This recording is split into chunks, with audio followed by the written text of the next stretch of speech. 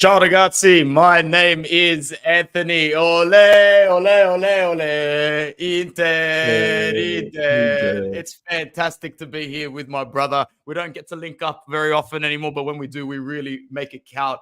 Uncle Sharma, welcome back to Inter Worldwide. You look like a champion. I can smell you from here. You smell like a champion. You're just oozing champion sauce, bro. Yeah, we're oozing that champion Riz, as the youngsters say these days. We've got that champion Riz. Nah, it's amazing to be on, man. I'm glad that we were able to link up before I go on holiday because, yeah, it's reminiscing. I was thinking about it the other day because my channel hit 8K subscribers. Big up, bro. And then I looked. Thank you.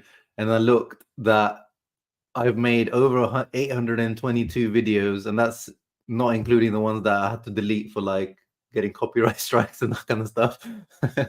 So I was thinking if you should add up the videos you made on this channel plus the videos you made on your old channel, and that like just show people the amount of work that we've put in over the years to cover Inter.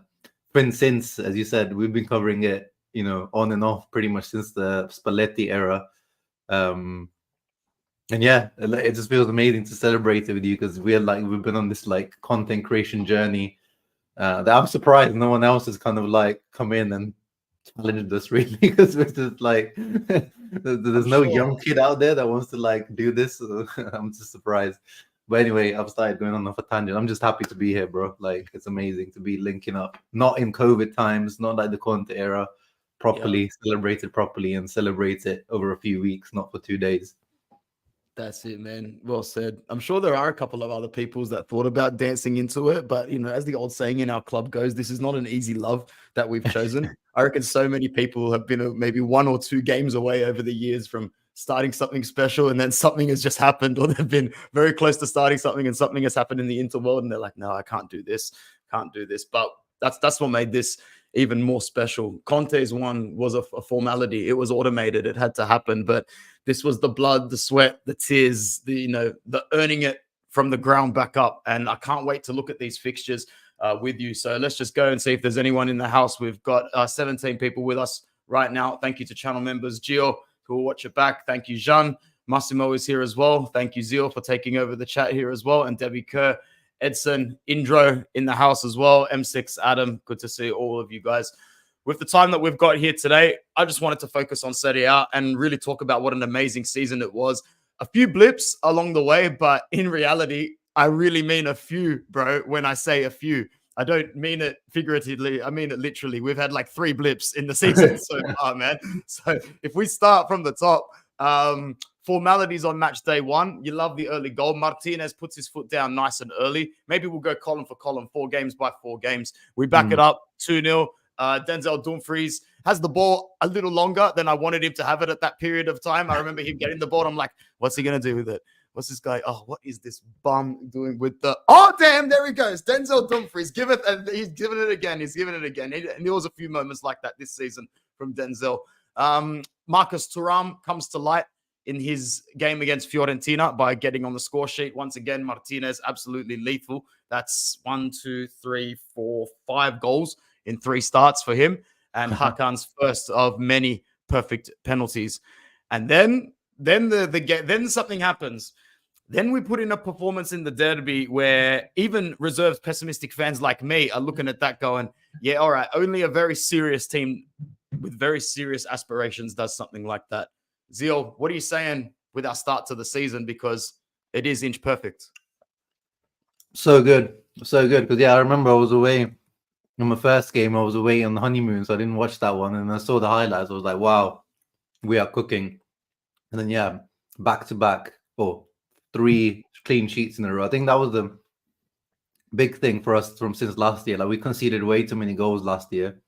So you already saw like the ship was being tightened already at the beginning of the season, which was why I was like starting to be a lot more confident this year. And then, yeah, Lautaro just started on a different level. Like, he was just on something. I don't know if it was that post-World Cup kind of redemption that he wanted to go on, or the disappointment from last season, the Champions League final. But yeah, I mean, the guys have spoken about it, haven't they? The few interviews, they've all spoken about like they're using that Champions League final loss as fuel for this season, and you could see it. It was just amazing. You can see also, yeah, the goal scorers. It's nice to see like Thuram coming in and Frattesi coming in the Milan derby. And I think it was yesterday or the other day, I did a stream on my channel, and a few of the people mentioned, like, even though it's so early on in the season, some people still think that 5-1 win is like the highlight of the season, because I think it set the tone for the rest of the season, didn't it? It scared them shitless, bro. Yeah. There was no way they were getting back into whatever they thought rivalry had existed. Reality was, before the 5-1, I think we were already on a 4-game winning streak anyway in the derby. So it set the season up for us, but also ruined their season. Absolutely, man. I think it shook them really nice and hard to the core. They still had, made some decent runs throughout the season, but no one could really put together that patch of consistency that we were able to put together this season, albeit Juve maybe did it once, but once they fell off that ledge, they never even came close to getting back up again. We go on to match day 5, 6, 7, and 8. Dodgy win away to Empoli. Di Marco scored an absolute screamer, one that I thought he wouldn't be able to upstage, but then he does end up upstaging it later on. Then our first pretty much only 3 speed bumps throughout the entire season, or 3 relevant speed bumps, I think, throughout the entire season. And it all happened in the blink of an eye, man, in the space of 8 minutes. Beirami and Berardi, bang, bang, to cancel out Denzel Dumfries. And there you go, man. There's our first blip. Then we back it up. This also shows Denzel's a good form at the beginning of the season, doesn't it? Definitely. He was in real good form. Great time to grab a goal as well. I remember that goal just before halftime. We back it up with Lautaro Martinez's favorite training team to play against, 4-0 Salernitana. And then a game that did actually piss me off, because we really did well to open up this game. 2-0 inside 13 minutes. Martinez gives away what looks to be a silly penalty at the time, and then Xerxes nets in at the 52nd. We all know that Bologna are looking good at this point of the season, but still no one can really be prepared for what was to follow on. So in hindsight now, knowing what we know at the end of the season about Thiago Motta's Champions League bound Bologna, that's not too bad of a drop point, albeit it is at home. What are you saying as we update match day 8? Yeah. Salernitana, I mean, rest in peace to them. They've officially got relegated last night. So Lautaro's going to have to find a new team to bully, because you can see in the screenshot it doesn't even fit his 4th goal. You can only see the 3 goals. But I'm gonna miss Salernitana. I hope we were talking backstage. I hope someone picks up Candreva. Boulaye Dia I wouldn't mind picking up for Inter, to be honest. He's an interesting potential backup. But yeah, Sassuolo loss is just so annoying there. It's the one red that we have from the season in Serie A. Like, it's just, and when we get into the fixtures later, I'm just looking forward to just potentially we confirm their relegation just for that. Yeah, pretty much. It's very Inter-like to still cop the loss to a relegation side in the year that you're champions. And looking back on it now, we should have absolutely buried this game very, very quickly. But like many stages this season, with one little drop of adversity comes an absolute chasm, a waterfall of I'm not even going to call it redemption. Redemption from what? To say it was redemption, to say that we had to come back from something. This team was up and away and never came down. Look at this. 3-0 to Torino. I was on my Bucks/stag do, whatever you call it. And I was nervous about this because I knew I'd be awake all night waiting for this game. And we put together a very, very good second half. Being a Juric team away 3-0. That's massive. Yeah, exactly. It was the worst 45 minutes I had seen by us that season up until that point. The first half, it was really, really bad, man. Really stale. And then it was too easy after that, bro, after Thuram's goal. Another goal. I think Dumfries provided the assist for that one as well. So another involvement from Denzel. Then a tough game for Roma. Thuram on the score sheet once again. And this is pretty much where Thuram's earned his stripes already this season.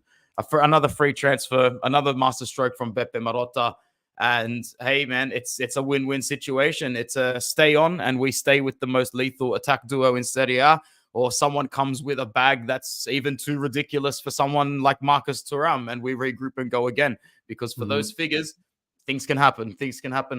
So that's match day 6 wrapped up. Atalanta 1-2. We grabbed the lead through Chananolu, another great penalty. Martinez doubles it. Scamacca gets on the score sheet, and then it's a little bit of a rough end with Toloi receiving a red card. However, we prevail in another tough fixture, which makes Frosinone a borderline formality at that point. Was Frosinone Di Marco's ridiculous goal? Yeah, that's the halfway line goal. Yeah, that's the halfway line goal there. So that's pretty much match day 12 up until that point, and now we're really looking good, bro. We're primed. We're primed to kick on, to finish the year strong. Yeah. And again, you see there, like, the amount of goals or lack of goals conceded, just the one against Atalanta. That's just what's striking me, just complete solidity at the back. And yeah, you can see Martinez just on the scoreline every time almost. And Di Marco as well, like you see, yeah, you saw his goal in the previous slide, you saw another goal here.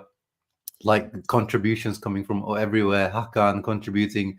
I mean, how nice has it been, Hakan being that there's not that. I think that's also Inzaghi's done some growing. You know, in the first couple of seasons, he was like, yeah, you know, the players decide on the field who's the penalty taker. But now finally, it's like, no, Hakan is the number one penalty taker, and Hakan as well. He's not like done the thing of like, oh, Lauti, are you feeling like taking it? Yeah, you can take it. No, it's like, I'm the penalty taker. I'm taking it, and 100% conversion rate. You know, that was the one thing.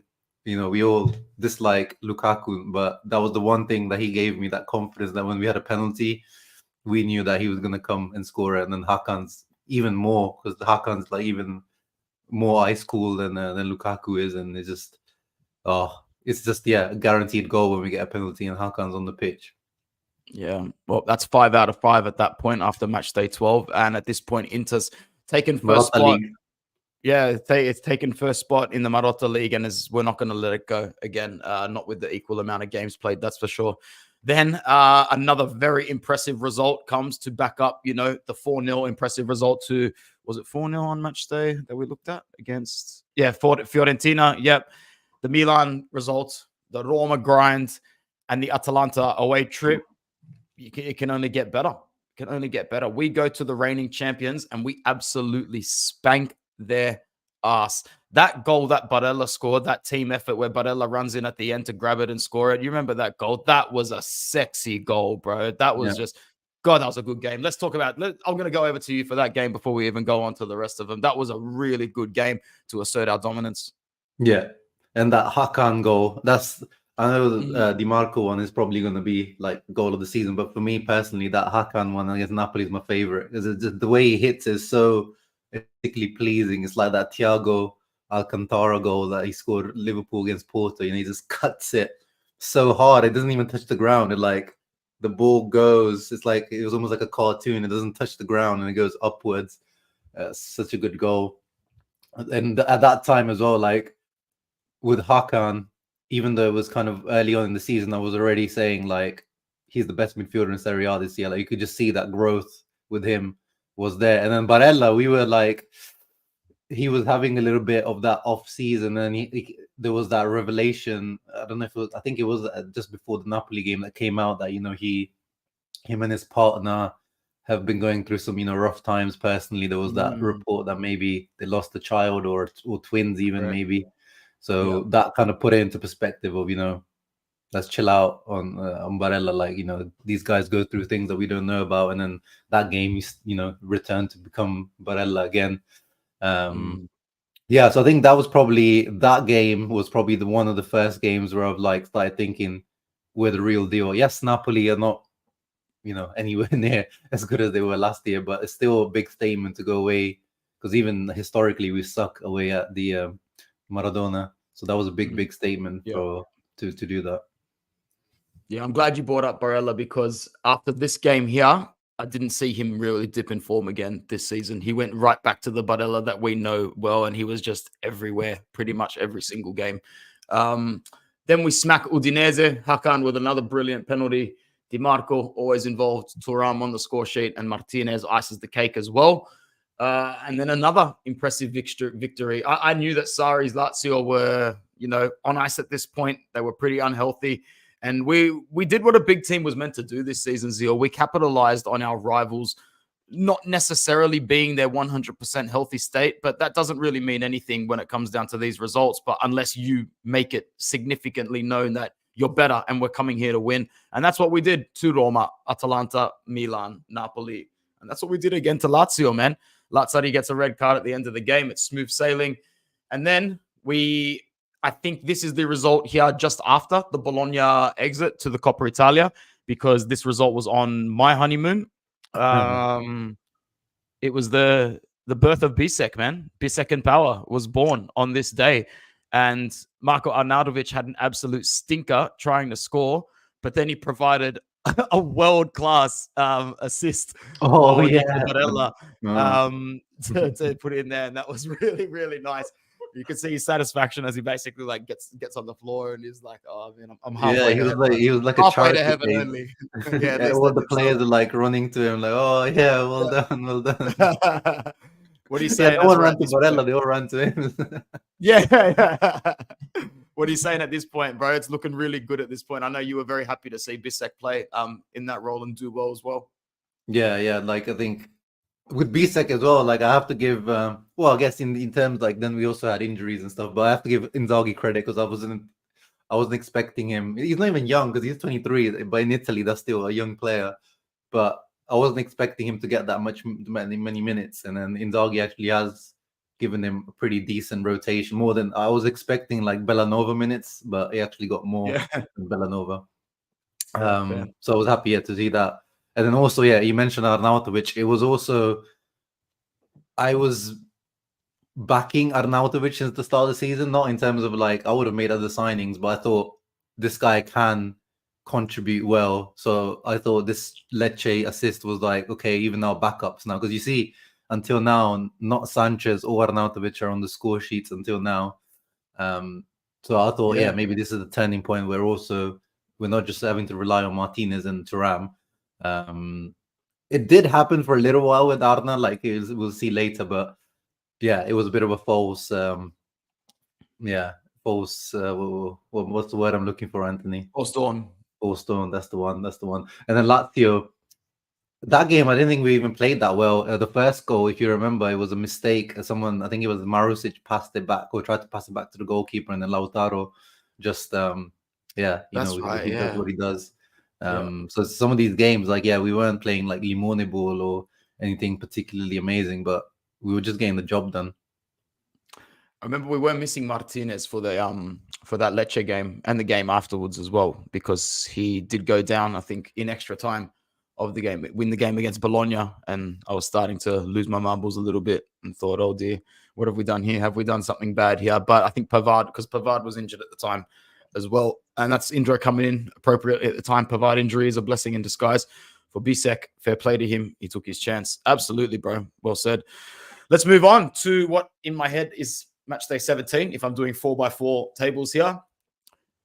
Bit of a slip here. Dragujan getting one right on the strike of halftime. And Arnautovic, perfect time to grab his goal after the assist. I was thinking if we grabbed away points here, things were looking really, really, really good. But this is a point where I thought if we're going to stutter, we're going to stutter soon after this result. I was starting to get a little bit worried, not necessarily about us. There was a very, very, very annoying pest, not even a pest, that's too nice of a word. There was a tumor on our shoulder, and it wasn't going away. It was 1-0ing its way up our ass every step of the way, bro, and it wasn't going away. And this result sort of made it a little bit nervous, bro. But then after that comes the greatest, well, for me personally, I mean, I think we've probably seen better ones statistically, but for me, the best Serie A run I've ever seen Inter go on. Well, most enjoyable for me to see, because it had everything, bro. It had smash ups, it had comebacks, it had the most pazza Inter of pazza Inter, it had good luck, it had missed penalties for opposition, it had everything. Starting with Verona 2-1, almost like the first game of the rest of the season, the first game of the Scudetto charge, because the split second that Fratesi puts that ball in, you really think that, wow, we've done a madness here. We've stolen one where we probably shouldn't have stolen one. We were awful on this day. It was one of those early kickoffs in Sydney. I was watching it with my wife. It was absolutely horrible. And then that penalty and the missed penalty and the red card, unbelievable, bro. That was a mad game. Let's talk about that game before we go on, bro. Yeah, same as you. Like that game, we were going somewhere. It was like a family thing, and I was like getting dressed up, like suited and booted. I think I remember your match reaction. That's right. It was epic. Yeah. I'm coming in and out of the room, and I'm like trying to put my tie on, and I'm like, oh shit, like, oh, we've conceded. And then I thought the game is done, and I get a notification on my phone that we've conceded a penalty. So then I like tried to get my laptop on again. I'm like, I want to see this. And then that is Pazza Inter. That game is the definition of Pazza Inter. So we needed at least one of those games. We couldn't be Inter and win a Scudetto without a game like that. And I think that was the game personally where I started really believing, like, not because of the performance or anything, just because, you know, when things start going your way, like you just feel like the wind is behind you. Like, you know, when Milan won the Scudetto a couple years back, there was a few games, like I think it was like a Sampdoria away, Milan. I was watching them and I'm like, I think we were still ahead of them at that time, but I was just like, these guys are so lucky. Like these guys are gonna win the Scudetto, and I bet like there was rival fans watching us the Hellas Verona game and thinking the same. Like these guys, they've got the Lord is with them this year, so nothing can stop us. And that was the game I think that I went pretty much all in. I'm like, yeah, we're gonna win that Scudetto. And then afterwards, as you said, the run after was just, yeah, no one can touch us. And of course, the Juve. Did we miss a Juve game in between? Didn't we draw the first Juve game? Yeah, we did draw the first Juve game. I wonder why it's not in there. I was screenshotting them unless I accidentally skipped that one subconsciously because it must be the only one. Yeah. Well, I hope we didn't miss any. I hope we didn't miss any other games though in between that. Well, I mean, we've got the one loss. That's the only one. We've got the one loss and the one draw. So unless there's another win somewhere, which I don't think there was. Anyway, we smack up Monza the next week, which was absolutely beautiful. It was a really, really good performance from the boys. We started to turn on the Limoni ball again. Then not such a great performance, but against the Fiorentina side, who are very hard to beat in Florence. But luck of champions once again. Well, not really luck of champions. Luck of Nico Gonzalez. My God, you won't see a worse penalty in Serie A in the next decade.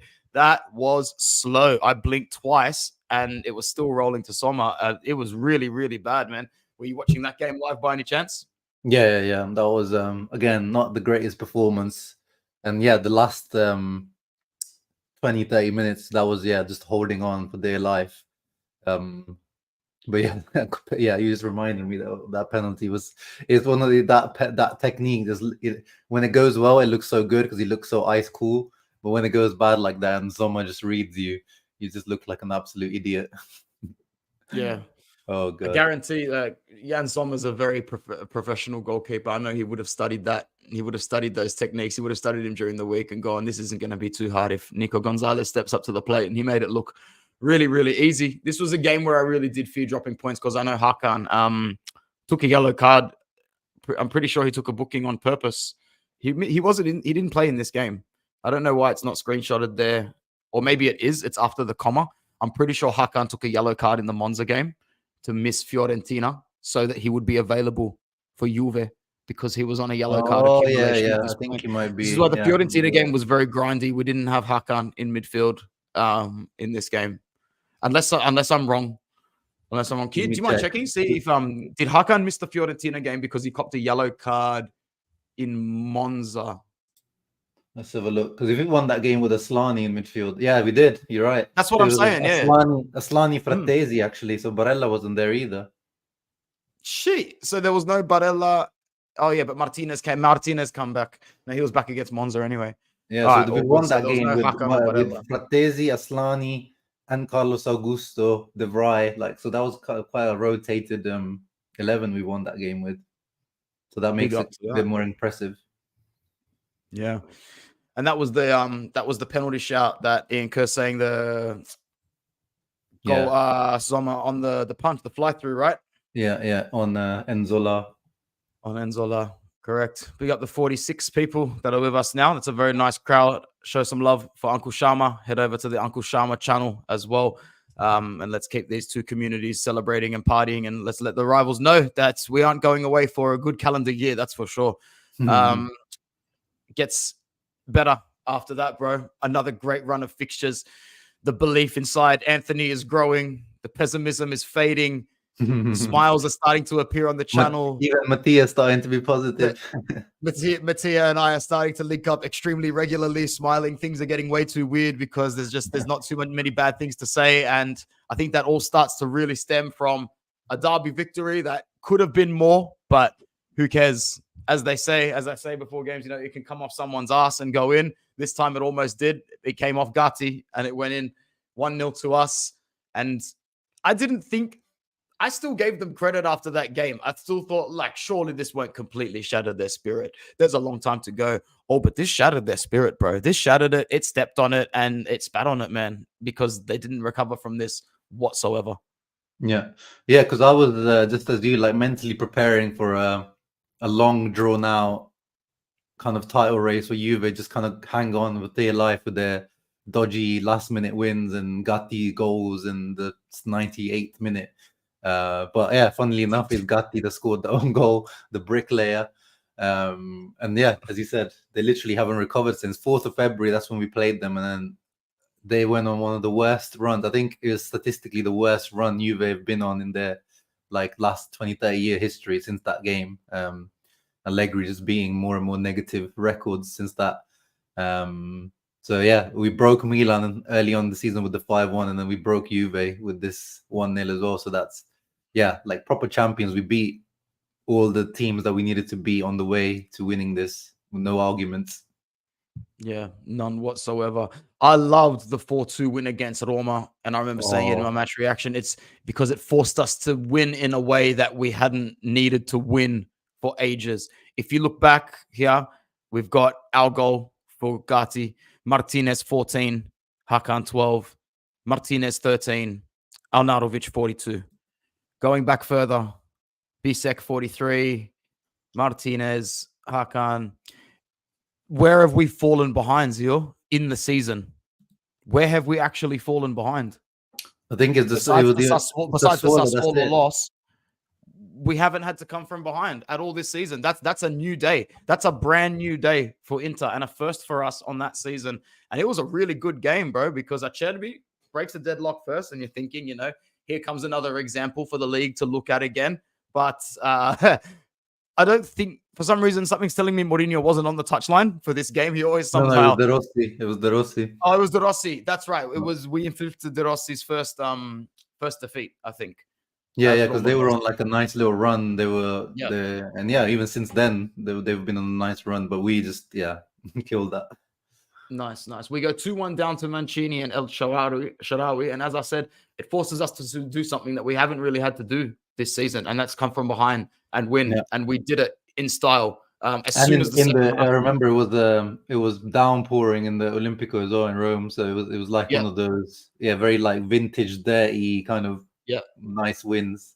Yeah. Do you remember at the end the ball that's played through? Alexis thinks it's going to him, but Bastoni's long legs just come out of nowhere and take it. Yeah. I'm glad. Bastoni. He doesn't score that often, but he deserved a goal. I'm glad he got that. Absolutely. And it is an example, bro. That is an example game. You go to the Olimpico in the pouring rain, go 2-1 down at halftime, come back to win the second half 3-0. That's another example, bro. Thank you very much to M6 Adam for becoming a Trouble Channel member. I really, really appreciate it, bro. Much love. Thank you very much. I appreciate it. Welcome to the community. The next game is another routine game for the season. I didn't wake up for this one. I was at my mate's place sleeping on the couch and had a little bit to drink the night before, and I'm like, I'm not going to wake up for this. This should be okay. And it was more than okay. Another feeding frenzy for us against Salernitana, and then we back it up, and that's 12 goals in 3 games, bro. 4 against Roma, 4 against Salernitana, 4 against Lecce. Something's telling me the next game has 4 in it as well, but we'll cross that bridge in a second. But the derby, it's another 12 points out of 12. The game against Lecce, I was very impressed with, man, because that's when I was starting to sort of budget for dropped points, because I know Bologna's coming, Genoa's coming again, Atalanta's coming. There's some sticky fixtures still to come. Plus, we've got the Champions League in between there at this point. But we just kept rolling on, bro. Yeah, same. I for some reason I vividly remember predicting a 2-2 in the Lecce game. So yeah, again, one of those games where even for me, where I edge slightly more towards positivity. Even I was like, kind of like, okay, yeah, this run's going to come to an end at some point, and this is probably the game where it's going to be Lecce, Yeah. tough team away, especially. But no, we just kept going, and this was Frattesi, one of his like most memorable performances, maybe his best one in the Intershirt. I'll see once you scroll what other ones, but I remember Frattesi with a goal and an assist. Really, really good. And then yeah, Salernitana is just we're gonna miss them. We're gonna miss these guys. Yeah.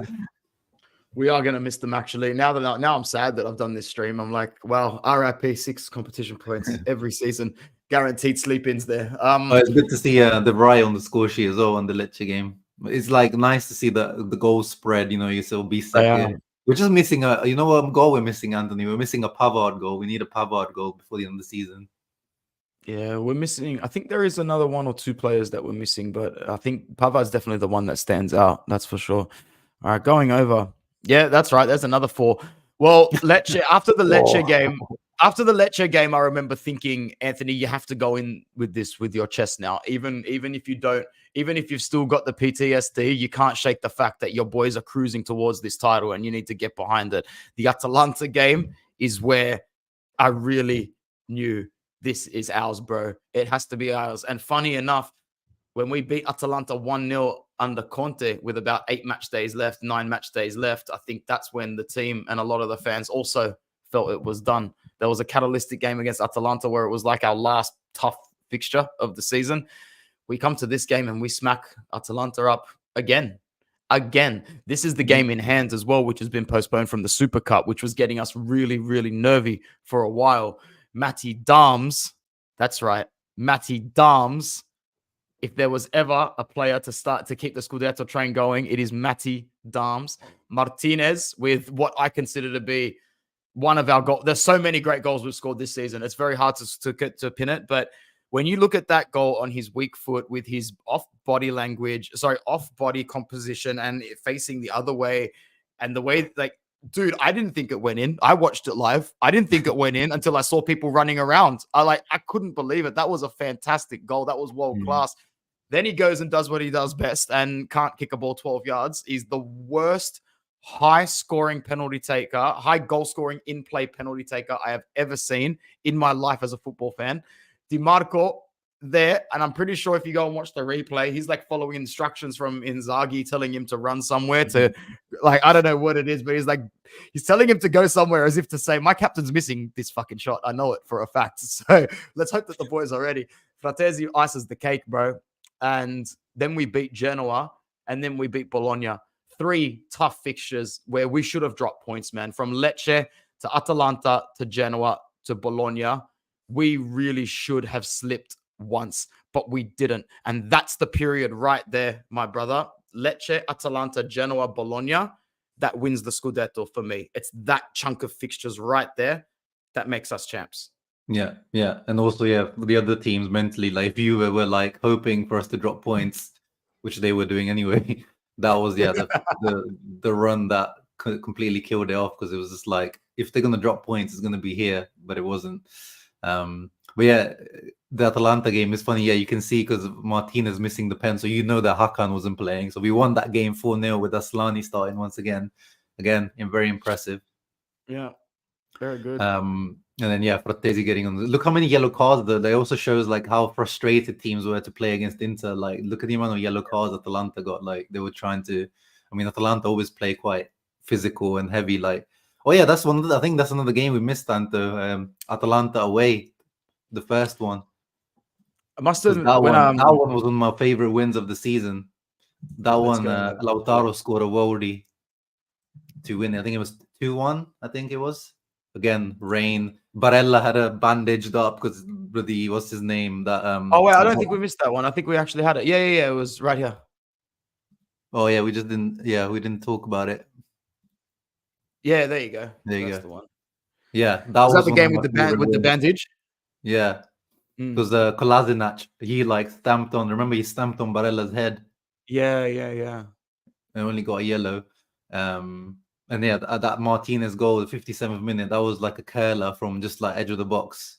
That was when like also he started adding goals that he didn't have before. Martinez, like these kind of edge of the box curlers as well. I was like, wow, he's really becoming the complete striker. That was probably my top 3 wins of the season personally, because it was just grit, pure grit, that win, and quality from Hakan and Martinez. Yeah, you're right. And he did do that a couple of times. I think this goal here in the 30th minute against Cagliari, he does like a more simplistic version of what you're talking about against Atalanta. Brings it back on his right foot after controlling it on like just inside the edge of the box. But this one against Cagliari, he just sort of drags to the near post of the keeper and make it on the floor really Oh slowly. yeah, But I remember this one as well, curling as well. I think this one curls into the back end, the back bottom corner of the far post, right? yeah, yeah. Yeah, beautiful stuff. Yeah. Added goals to his locker, his Arsenal that we were crying out for. We were crying out And for a that I while. remember the Bologna one. Thuram lays him off and he just hits it first time from like 30 yards Yeah, out. Yeah. yeah. Great win against Bologna the second time around as well. Mm. Bastoni's ball to I think it was Bastoni's ball to Bisek. It was. It was. Yeah. From one centre back in a back three, from one centre back to the other, complete coast to coast ball, bro. What the actual hell was going on? We're at this period of time, what are we actually doing, bro? We're pulling stuff out of our ass. We're cruising, bro. We know that we're champions at this point. Yeah. Again, yeah, goals that come from not from Lautaro Thuram. You just know that the whole team's contributing. Yeah, Bisek, great header as well, like diving header, really, really good goal. And then yeah, like now we know at this point we know how good Bologna are. So that 1-0 still looks really good on reflection. And then that Genoa one above, that one was like good first half. You see Aslani scoring his first goal, Sanchez penalty. I think it was Sanchez, probably one of his better performances as well, I Yeah, remember. it was. And then Vasquez scores like a really good goal from outside of the box, and then it's kind of like fighting for our lives again. So we still have these gritty wins. That's the thing. We're not just they weren't all just easy wins for us. There were some games where the other teams gave us some something to think about. Yeah. Looking back on it now, I probably did celebrate a little early, even for me, because there was still work to be done. There's still 9 points here that you need to at least make sure you don't drop too many to give Milan a sniff in that game. We did a great job of not giving Milan a breath of oxygen leading up to that derby. And once again, we're scoring goals nice and early. The game against Empoli, goal for Di Marco, and then another goal for Alexis Sanchez. Alexis Sanchez, starting to show up at this point of the season now. I think that was his best performance this year. Yeah. That Empoli one, that was man of the match. Yeah. And this is just confirming what we already know, is that, we're going for this, and it's just a matter of time. Around about that Bologna game is where the chit chat starts to happen of, are we able to do this in the derby? And we now know that the players were talking about that a couple of months beforehand. I can't remember who said it, but someone crept it into the locker room about 2 months early, like around about February. They said, we could win this. We can actually win this against Milan if we keep this up. And I think it was, people started to really get behind that. We beat Empoli. We beat Udinese. There's a draw to Napoli that hasn't been included here. That's one that's been missed. There's a 1-1 to Napoli above the Empoli game. So if you take into account the Napoli draw and the Cagliari draw, and then we go into the game that we all saw the other day.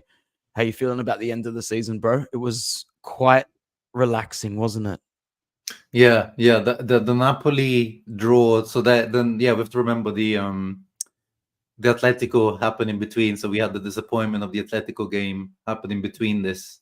So we had that excitement and then also a bit of drop in happiness, I guess. Like, the season was going amazing, and then the Atletico was a little bit of a punch in the, not like a hard punch, but especially to me, because I wasn't really too fussed about it, but it was still a little, brought us down a little bit, back down to earth, because we were talking about Inter being, top 3 team. I still think we are like a top 3 team in Europe. It's just that we weren't able to pull through against Atletico. But yeah, we come back. I think we were tired against Napoli. 1-1 was fine, but then Empoli, we did the job. The Udinese game, I missed that one because I was away with work, and just I tuned in right at the like 94th minute, and I managed to see the Frattesi winner, which is this is also a theme as we go through these slides. The Frattesi goals are like big and heavy, big impact off the bench. He became like our super sub. Every team, I think every title winning team needs a super sub, and I think he was our super sub this year, whether it was a goal or winning a penalty or just general shithousery impact. Frattesi was always there to provide that, and I'm actually glad now that we drew to Cagliari just so we could do that on the last match day. 100%, to what we did 100%. to Milan. Yeah, It made it ever more sweeter. wasn't it? Wasn't it brilliant, man? I don't. Yeah, and you could also tell it was kind of like after we got out against Atletico. I mean, you see, we're still winning, but it's like the performances did drop. I think all the players were just looking forward to that derby, as you said. Like, I think everyone knew that was the goal. Like, we need to win against Milan, so let's draw one on the way and then win it there. Yeah, absolutely. That's pretty much all of them, man. That is all of them. Here's some stats, some really nice ones. We've won 81% of our matches this season. We've won our last 7 consecutive away matches. We have not lost in 27 consecutive matches in Serie A. Our last 3 matches have had over 2.5 goals consecutively scored. Oh wait, no, is this all together? I'm not too sure. This was off a stats page, but as I dove deeper into the stats, Serie A. yeah, it must be in Serie A. Yeah. Our goals conceded is very low, very, very low. We've kept a clean sheet in 58% of our matches played, most of them at home. And we've been very good in the second half. All around, we've been perfect this season in Serie A, man. There've been some Serie A seasons that we've enjoyed in our life for different reasons, but I think this one, when it's dusted on the last day and we lifted the trophy, I think I'll look at this one as my favorite domestic season of my life. Yeah, because it's just complete domination. It's like what Napoli did last year, and I think we've even done it even to a greater degree because it's just no arguments. It's just I think it's a good argument actually because that Napoli team did also play really good football. Because I was going to say the style of football, but that Spalletti did get them playing some real nice football. That Napoli team, but yeah, I think you're right. The Mancini into teams, they played some nice football in Serie A, but the competition back then, after 2006, it was kind of like Serie A was probably at its weakest at that period, and then Mourinho, of course, the team and the players were probably superior on like if you look at it 1v1, but style of play or like I think this team is a bit more enjoyable, and Inzaghi as well. He's not maybe the most charismatic, but as content creators, I think we know like he's the most stress-free manager we've had in such a long time. Like we don't have to really cover anything around Inzaghi. Like, did you hear what he said? Or it's just Never, bro. Business as usual. Yeah, I've really enjoyed it, man. And long may he continue. Hopefully the signature for 2027 comes very, very soon. Just before we wrap up, let's have another flick. What are your favorite, maybe like pick 2 or 3 favorite games and 2 or 3 favorite goals. And then we'll talk about who we think our best players are for the season as well. We'll wrap it up nice and quick. I mean, obviously the 5-1 versus Milan is the best way to start. Best one to start. The Atalanta one, as I said, to me, I really like that one because Atalanta were really like tough that day. Like they were playing dirty, stamping on us. So I don't know if there's something about the games in the rain. Maybe it's just PTSD from the Banta era, but I always felt like Inter play really bad when it's raining. So when we win, I'm always surprised. The win against Napoli is a really good one as well. The derby win against Juve, the win against Roma.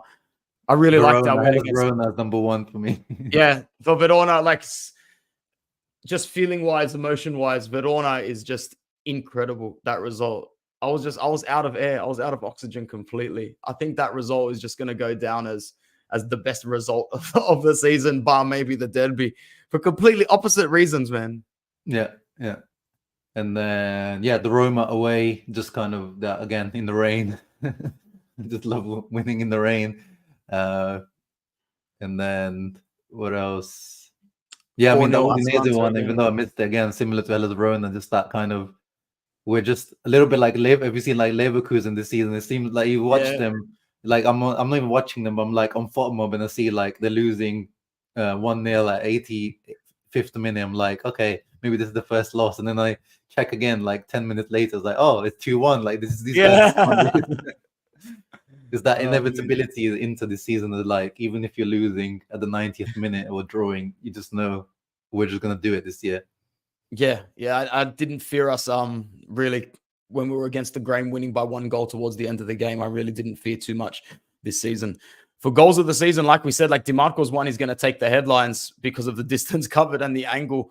But for me, bro, like that second goal against Atalanta, that Lautaro left foot is freakishly hard to do and really, really good. And now that you mentioned that Hakan's strike against Napoli was just hit so ever so sweetly as well. Are they your favorites as well for the season? Yeah. To me, Hakan, I just love it. It's like one of those goals, like like those kind of F2 footballers, or they're like Jeremy Lynch or them type of guys that are doing them YouTube videos like that. It's like you can try that so many times, but you won't hit it any sweeter than what Hakan hit it. Yeah. But yeah, of course, I think the DiMarco one is probably gonna win. Did we score a free kick this year? I can't remember if we scored a free kick. Hakan did not score a free kick. Oh yeah, obviously he And our didn't second score. free kick take. No, we don't. No, DiMarco did not score a free No, he kick. scored one last season, didn't he? Not this Yeah. season. No, we Yeah. haven't scored a free kick this season. Oh no, yeah, that was the first Inzaghi season. Yeah, Di Marco scored against Sampdoria. Yeah, Yeah. it's The yeah, it's Turam quite annoying goal. actually. You think Barella scored one last season, but yeah, we should be scoring more with Hakan and Di Marco. But yeah, the Hakan's free kicks. If I speak,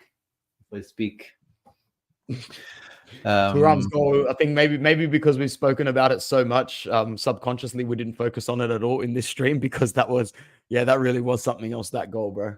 yeah, that was really yeah, that was like especially like yeah, no goalkeeper in the world would stop that. Like Magnon was kind of.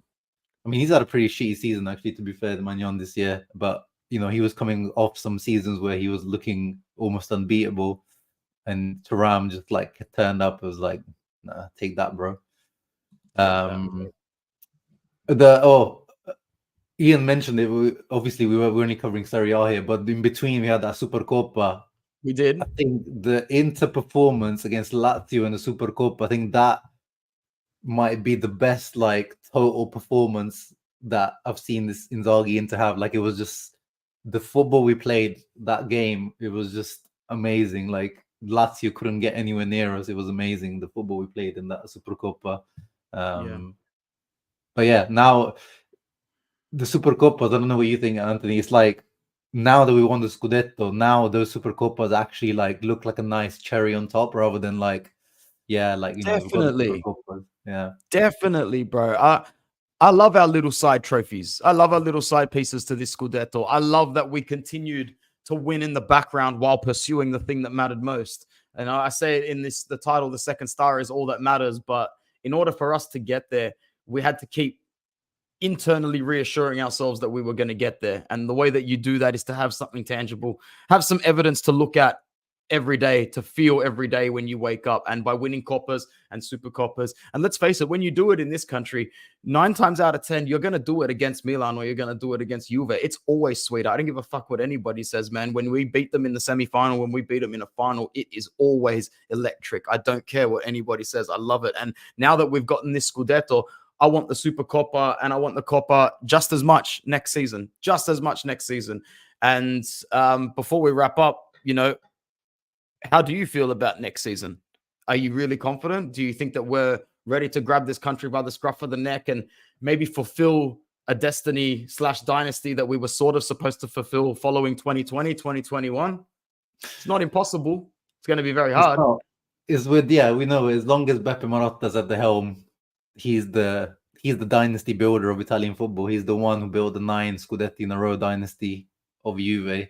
So if there is a man to build that, we have the man. And the supporting staff as well to go along with it. So more than Napoli have, because Napoli just did everything completely in the wrong way. They could have also built something, but their owner leadership just ruined that. And then Milan, we know that they overachieved way too much that season. They just weren't ready, or they weren't built to build anything long term. I mean, they are long term in terms of the team is still quite young, so they're still they're finishing second again this year, so they're still that team that's challenging for first. But I think, yeah, and I always used to, we always used to think, you know, we need to keep all the players. But I think you've said it as well a few times now, like after the Scudetto, you don't really care like who we even sell, as long as you have the faith in Beppe and Co to replace them, whoever leaves. Because I think this season showed it. We've changed what? It was like 12, 13 new players this season. It was one of the most overhauled into squads that I remember. I think this was the most amount of transfer we made in a, you know, summer transfer window, and we got better. You know, we should have been, unlike Milan, Napoli, these teams, they didn't make that many changes. We should have been the ones that, you know, have more players to integrate, need more time. But Inzaghi just he did a perfect coaching job. He took, you know, we didn't look amazing in preseason, but again, people I think always look too much into preseason, and we just took this league by storm. So yeah, I think as long as we don't, you know, collapse financially like post Conte, which I still I don't think is going to happen. I think the news is looking good for now. Well, good in general, I guess, for Ian Kerr, and hashtag sooning out is not looking too good, but we look a bit more stable financially. So I think, yeah, we're in a good position to, I don't know about dynasty, but I think to retain our title next season at least. Yeah, great. Yeah, look, as long as they're not breaking up the core of the team, which pretty much at this point, it's not, they're not going to sell Bastoni or Barella or Lautaro, and I think everybody else falls into the plan of Inzaghi. The ones that are going to have to be seriously considered are the ones that we brought in for a zero fee, and the ones that are going to get a stupid fee. But we can discuss that the next time we link up, bro, because I think it's time for both of us to head off. You to start your Saturday, me to continue my Saturday evening. Unless there was something, sorry, bro, I kind of bombarded you with questions today. Unless there was something that you wanted to ask me today, bro. No, I've been listening to you. I think you probably ran out of things to talk about now. I have, bro. I'm gonna take a break after I link up with Johnny at some point over the next day or two. As I said, I'm going back to work next week, and yeah, I'll go back to doing the sporadic videos every couple of days. But it's so good, bro. We deserve this, man. We really deserve this. We've been counting down to this since the day that we bombed it, and we can talk about it now, because that's how you grow a set of balls and bury ghosts this season. That's how you fucking do it, bro. Because if I was a Milan fan, I really would have a problem thinking about my Scudetto win without thinking of what it led to. You know how Italy failed to make the World Cup straight after that Euro, yeah? That Euro, I don't care what anybody says, that Euro is tainted. I love that Euro. It represents a beautiful feeling for me, but I'll always now think of it as, yeah, that was the first step to that national team going back into the pits straight away. We didn't make the World Cup, and now everybody associated with that 19th Scudetti for Milan will forever remember what it led to. The embarrassment that went down in the history books. They weren't supposed to win it, right? So it was just like, they weren't prepared. No, they weren't prepared. They weren't. And I'm glad that our boys were able to handle this one maturely and classy. They're handling it a lot classier than I am, that's for sure. Yeah, for sure. Oh, all right, bro. Thank you so much for coming in today. We appreciate it. This was the 100th episode of the Interworldwide podcast. We got to do it with Uncle Shama in a time where we celebrated the Scudetto. So thank you very much to the new subscribers. Make sure you check out Uncle Shama's channel as well. And I'll be back very soon. Forza Inter, campioni d'Italia. Ciao, ciao.